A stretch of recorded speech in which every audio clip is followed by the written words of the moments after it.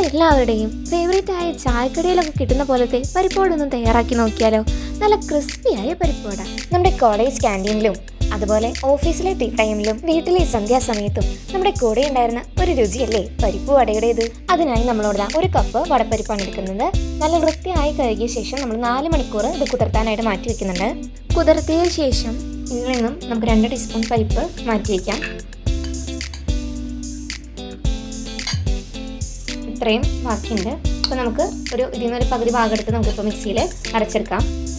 ഇപ്പോൾ ഇതാണ് നമ്മളത് ജസ്റ്റ് ഒന്ന് ക്രഷ് ചെയ്തെടുത്തിട്ടുണ്ട്.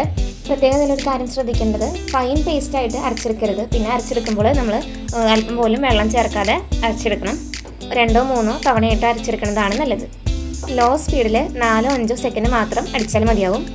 നമ്മളങ്ങനെ അരച്ചെടുക്കുമ്പോൾ പല പീസസും ഇതുപോലെ പല സൈസുകളായിട്ട് കിടക്കും. ഇതിലേക്ക് നമ്മൾ നേരത്തെ കുതിർത്തി മാറ്റി വെച്ചിരുന്ന 2 ടീസ്പൂൺ പരിപ്പ് നമുക്ക് ഇതിലേക്ക് ആഡ് ചെയ്യാം. ഇപ്പോൾ നമ്മളിവിടെ 15 ചെറിയുള്ളി സ്ലൈസ് ചെയ്തെടുത്തിട്ടുണ്ട്. ചെറുതായി അരിഞ്ഞ പകുതി പച്ചമുളകും കൂടെ നമുക്ക് ഇതിലേക്ക് ആഡ് ചെയ്യാം.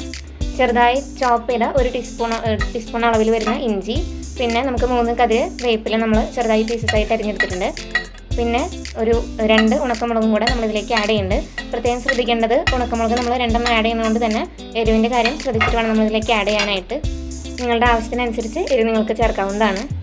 ഇതിലേക്ക് ആവശ്യത്തിന് ഉപ്പ് ചേർക്കാം. ഇതിലൊരു ടിപ്പായിട്ട് നമുക്ക് ഒരു നുള്ള് കായപ്പൊടി ആഡ് ചെയ്യാം. ഫ്ലേവർ ഒന്ന് എൻഹാൻസ് ചെയ്യാൻ വേണ്ടിയിട്ടാണ് നമ്മൾ ആഡ് ചെയ്യുന്നത്. ഇനി നമുക്ക് കൈ കൊണ്ട് തന്നെ നല്ലപോലെ മിക്സ് ചെയ്യാം. അപ്പോൾ നമ്മളത് നല്ലതുപോലെ കുഴച്ചെടുത്തിട്ടുണ്ട്. അപ്പോൾ അതാ നമ്മൾ എണ്ണ ചൂടാകാനായിട്ട് വെച്ചിട്ടുണ്ട്. പരിപ്പോട ഉണ്ടാക്കുമ്പോൾ എണ്ണയുടെ ചൂട് മീഡിയം ലെവലായിരിക്കണം. എണ്ണയുടെ ചൂട് കുറഞ്ഞാൽ പരിപ്പോട പൊടിഞ്ഞു പോകാനായിട്ടുള്ള ചാൻസ് ഉണ്ട്. ഇതുപോലെ കുറച്ച് എടുത്ത് നമ്മളൊരു ബോളിൽ ഷേപ്പിലാക്കിയിട്ട് ഇതുപോലെ നമുക്ക് പ്രസ് ചെയ്യാം. ഇപ്പോൾ ആ സെൻറ്റർ ഭാഗം കട്ടി കൂടിയും അരഭാഗം കട്ടി കുറഞ്ഞും നമുക്ക് കിട്ടിയിട്ടുണ്ട്.